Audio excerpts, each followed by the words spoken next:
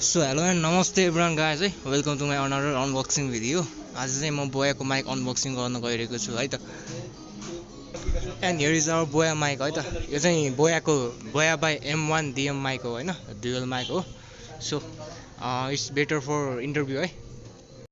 यदि च्यानललाई सब्स्क्राइब गर्नुभएको छैन भने प्लिज सब्स्क्राइब गर्नु होला है।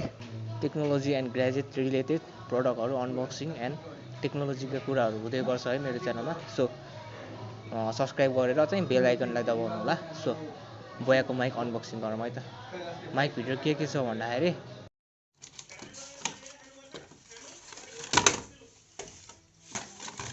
A book manual, so warranty card रहेछ यहाँ।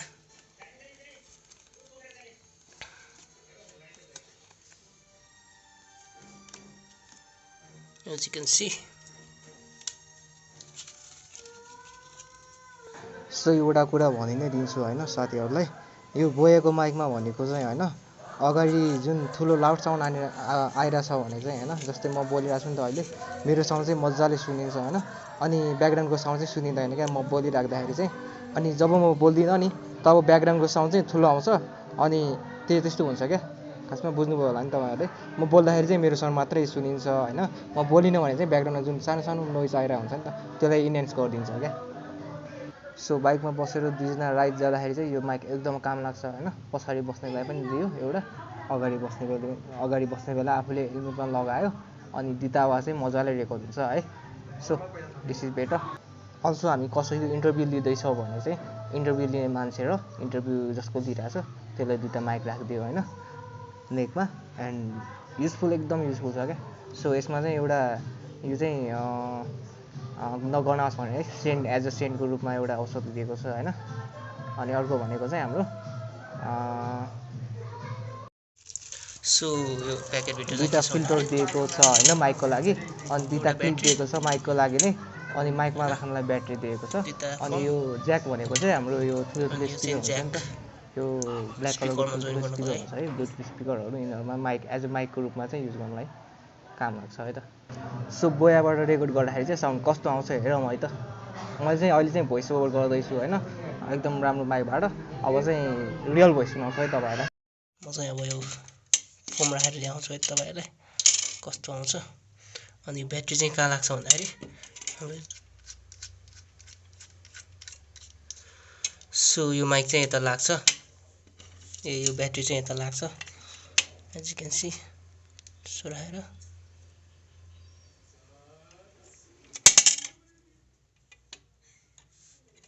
सो गाइज अब चाहिँ म भोइस कस्तो आउँछ रेकर्ड गर्दै आउँछु है तपाईहरुलाई।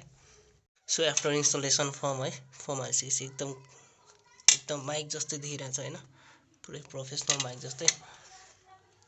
सो भिडियो कस्तो आउँछ त हेरौँ है त।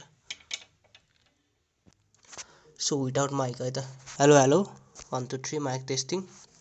Hello hello hello hello. So अब चाहिँ आफ्टर माइक है त, त्यही हेरौँ कस्तो आउँछ। पहिला चाहिँ one mic, hello hello hello hello. अब अर्को hello hello hello. Mic testing 1 2 3 hello hello. So अब चाहिँ माइक रिमुभ गर्छु है त म।